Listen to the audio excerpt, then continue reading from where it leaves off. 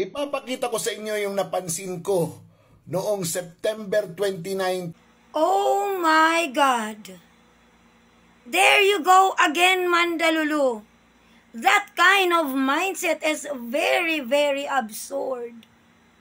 Nakakahiya that although sinasabi mo sa napansin mo lang, but I hope you come to realize na yung mga pagdilulu mo, na yung mga sinasabi mong napansin mo, ay out of context.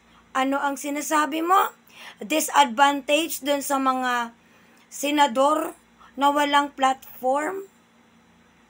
At advantage kay Ping Lacson dahil nandyan ka mo sa side niya ang media? Hindi mo ba na-realize or naiintindihan ng konteksto ng parliamentary immunity?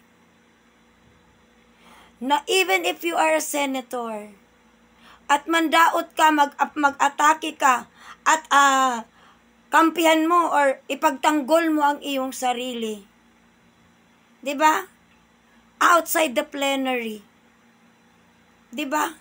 Pwede ka nang atakihin ng mga kasamahan mong senador because you are no longer binded with the parliamentary immunity. Di ba dapat mas advantage yun sa sinasabi mong si Marcoleta? Na sinasabi mong si Chis Escudero na hindi makalagapak ng debunk kay Lacson? My God, Mandalolo! Think! Wag puro kuda, nakakahiya na. Di ba? Di ba dapat mag-thank you kayo? Na kung binabanatan kayo outside the plenary hall, dahil that's the time na maaari siyang atakihin, not being a senator, but being a private, di ba?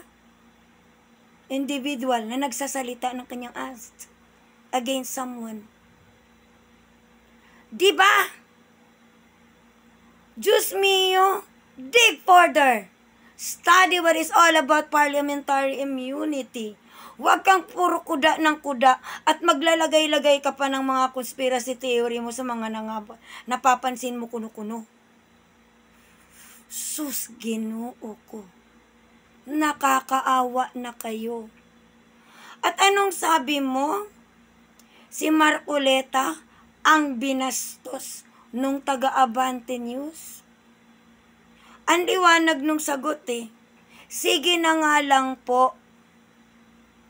Marcoleta that time, siya ang sarcasm. Siya ang sarcastic. At siya ang tumawag na Tangie.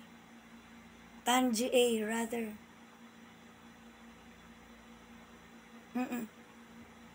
Diba? Dahil hindi niya matanggap-tanggap na kung idediretso niya ang interview na yon, maiipit siya dun sa sinasabi nating conflict of interests that are again nasa RA 3901 until 4th degree of consanguinity.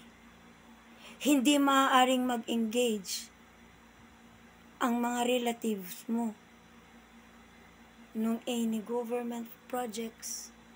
That includes the wife, of course. That even if she is an independent director, parte pa rin siya ng board ng pag-audit. Meron pa rin siyang say. Diba? Yun ang iniiwasan ni Marcoleta na hindi siya nabubumpikat.